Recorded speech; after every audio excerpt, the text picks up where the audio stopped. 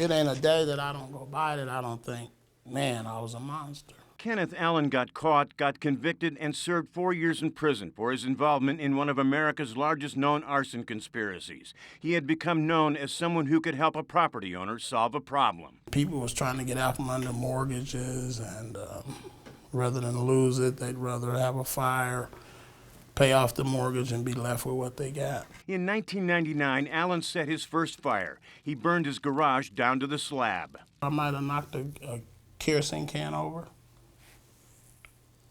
and lit it. Did they investigate? I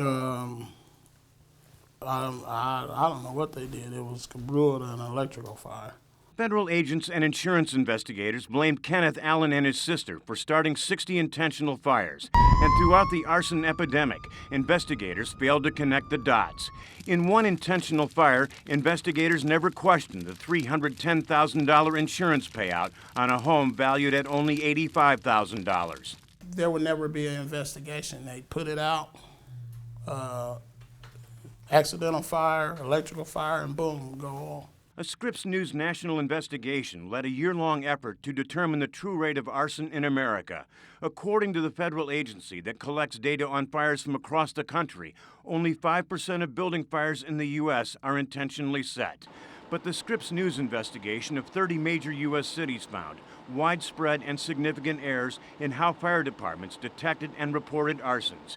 9 cities, including New York, Memphis, Phoenix, and San Diego, detected 2,754 deliberately set fires. Yet these departments reported only 652 arsons to the federal government.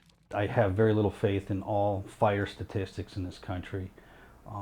The way they're collected, the way they're reported, there's gross errors in the entire system. The Scripps News investigation into federal records found that 56% of America's fire departments didn't report a single act of arson. These tended to be small to mid-sized departments.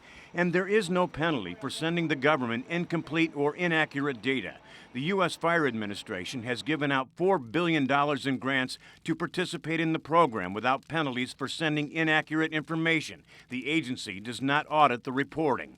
And all the while, buildings burned, people died and were injured, while taxpayers foot the bill for a grossly distorted picture of the nation's arson problem. The majority of all fire agencies do not investigate probably half their arsons.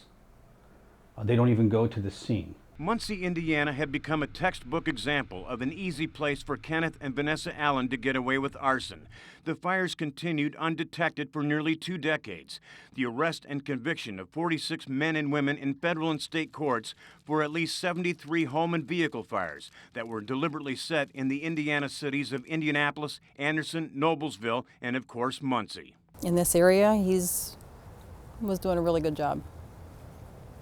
But the industry as a whole did a really bad job doing the investigation. Between 2008 and 2010, the U.S. Fire Administration reported that more than 40,000 intentionally set fires occurred throughout the United States. Those fires killed 835 people, injured 2,350 others, and caused property losses of nearly $1.8 billion. In that same report, the U.S. Fire Administration determined that only 5% of all residential building fires were deliberately set. But industry experts and insurance investigators call arson one of the most underreported and under-resourced crimes in America. I think 50%, 40 to 50% of all fires are incendiary or arson, which is criminal intent fires. Experts say arson goes undetected and unreported for many reasons, including a shortage of trained arson investigators, lack of resources and training, and firefighters worry they are going to get in trouble if they make the wrong call. I think there's a lot of fear in regards to what they put down. Looking at, there's this perception that the insurance company might come in behind them and say a different cause, and people don't like to be wrong. Initial responders and fire investigators who lack the background to make the right call will more than likely declare the origin and cause as undetermined rather than arson. To take a firefighter who's been on the job for 20 years fighting fire and make him an arson investigator, the most technical, difficult crime to investigate at the fire scene, and expect him to be a criminal and arson investigator overnight without intense training, that's a crime in itself. As an example of the national reporting problem, Indianapolis last year investigated more than 400 intentionally set fires. The arsons damaged and destroyed more than $6.3 million worth of property. Yet, according to the same Scripps News investigation, Indianapolis reported 0 arsons to the National Fire Incident Reporting System. We understand that there's a problem in our data collection system. The arson data is collected for the FBI crime statistics. It's in one place.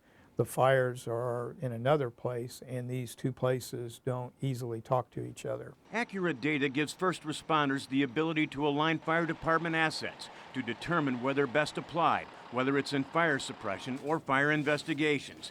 Accurate data also enables firefighters to become as efficient and as effective as possible. Insurance companies base their rates on dollar losses and not on the number of intentionally set fires. Even someone who has never had a fire in their lifetime will pay higher premiums to cover the fraud of others. It affects everyone's insurance premiums, yours and mine. I'd say every insurance premium you pay in the first couple $100 are to fight fraud. The National Association of State Fire Marshals will release a report early next year with recommendations on how to close the gap in fire investigations and reporting. This with the belief that greater public awareness might reduce the risk of someone using arson to profit at the public's expense. Rather than lose their house, they do that. And it's still happening. I mean, you got to be realistic. It's still happening. For Scripps News, I'm Jack Reinhardt.